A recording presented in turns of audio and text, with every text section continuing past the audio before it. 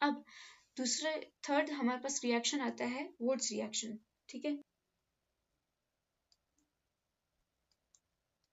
Wurtz reaction third type है हमारे पास। अब वुड्स रिएक्शन में भी यही होता है कि हम लोग क्या प्रिपेयर करते हैं, अल्कीन।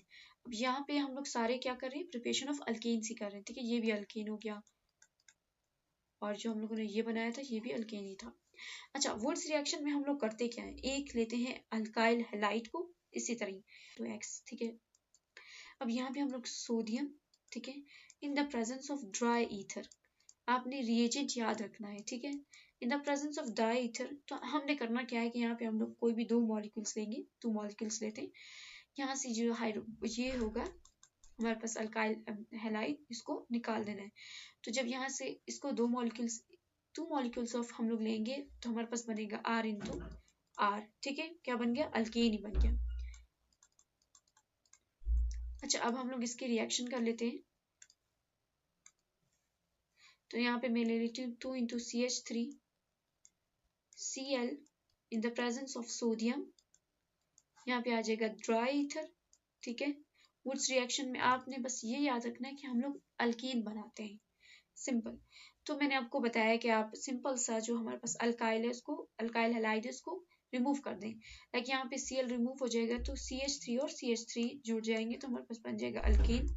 यहाँ पे वुड्स रिएक्शन में एक पॉइंट आता है कि इसको हम लोग यूज करते हैं सिमेट्रिकल अल्केन्स बनाने के लिए, ठीक है। It is used to prepare symmetrical alkanes.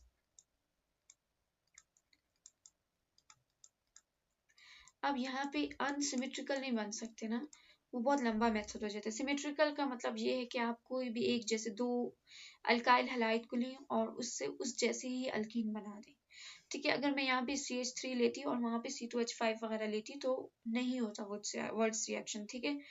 अगर हो भी जाता है तो उसमें हमारे पास 3 या 4 प्रोडक्ट बनते हैं, तो वो हम लोग नहीं करेंगे, हम लोग जस्ट सिंपल वाला करेंगे वुड्स रिएक्शन, ठीक है। ये जो वुड्स रिएक्शन है ना, यहाँ पे थोड़े से इसके पॉइंट्स लिख लेते हैं। इसको बोलते हैं फ्री रेडिकल मैकेनिज्म, क्योंकि यहाँ पे जब ये R टूट जाता है तो ये रेडिकल बन जाता है, तो ये होता है free radical mechanism, free radical mechanism. और सेकंड होते हैं, इसको हम लोग कपलिंग रिएक्शन भी बोलते हैं, कपलिंग रिएक्शन, ठीक है। ये तो नेम रिएक्शंस में आता है ना वुड्स, क्योंकि ये नेम के बेस पे रिएक्शंस हैं, तो ये क्वेश्चंस आ जाते हैं कि वुड्स रिएक्शन हो गया, कैनिज़ेरो रिएक्शन हो गया, ठीक है, नेम रिएक्शंस जो होते हैं हमारे पास। अच्छा, अब लास्ट हमारे पास आता है कि हाइड्रोलिसिस करके हम लोग भी अल्केन्स बना सकते हैं बाय हाइड्रोलाइसिस ऑफ कार्बाइड्स, ठीक है, हाइड्रोलाइसिस ऑफ कार्बाइड्स। ये भी एक मेथड होता है अल्केन बनाने का, ठीक है, कार्बाइड्स।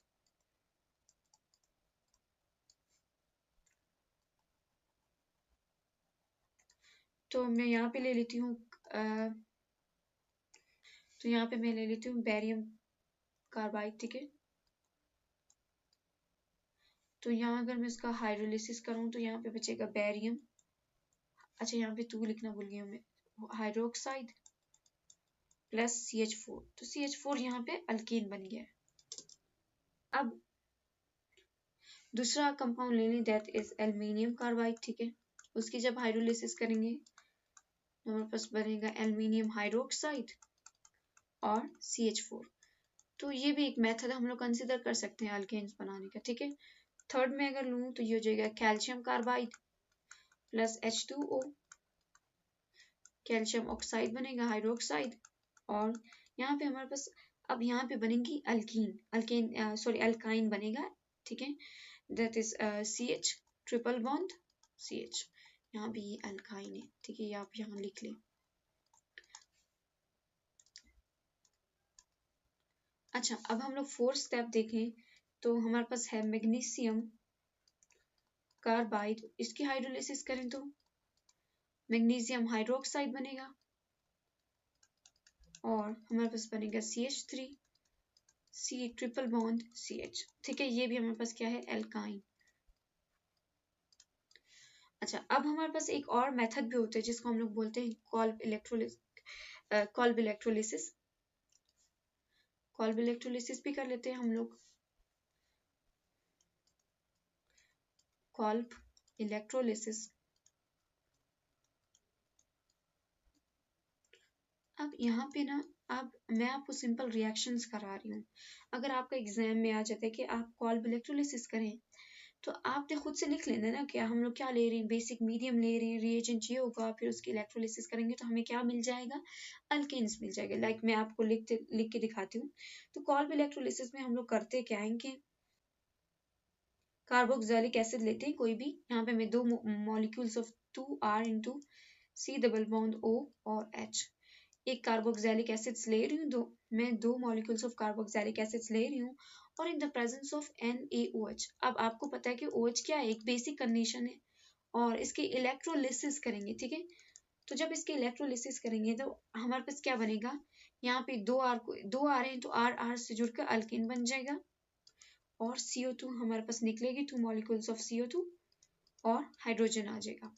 अब यहाँ पे एक और इम्पॉर्टेंट चीज भी वो लोग पूछ सकते हैं कि जो हमारे पास अल्कीन जो होता है और CO2 होता है, वो एनोड पे बन रही होती है, और जो हाइड्रोजन होता है वो कैथोड पे बन रही होती है, ठीक है। गैस जो होती है वो कैथोड होती है।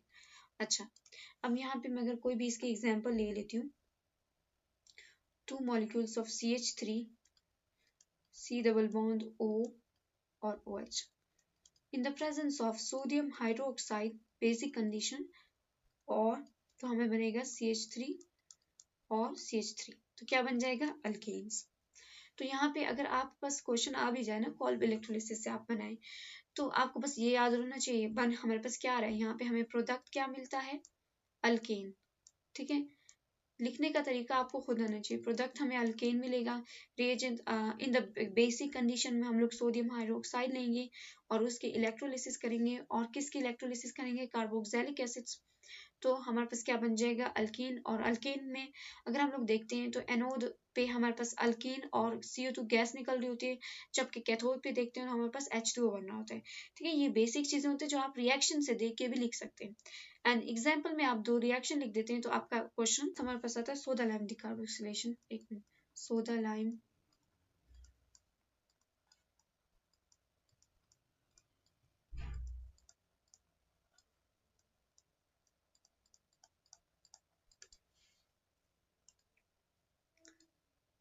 अब यहाँ पे हमारे पास है सोडा लाइम डिकार्बोक्सिलेशन। अब ये भी एक मेथड है जिससे हम लोग अल्केन्स बना रहे होते हैं।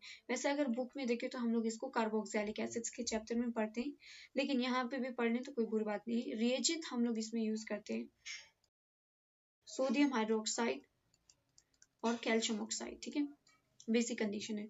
तो यहाँ पे मैं ले लेती हूँ कोई भी carboxylic acid, CH3, CH2, C double bond O और OH। अब यहाँ पे मैंने कार्बोक्सिलिक एसिड ले लिया in the presence of sodium hydroxide और कैल्शियम ऑक्साइड। तो आपने करना क्या है, कुछ भी नहीं करना, जस्ट हम लोगों ने CO2 को रिमूव करना है।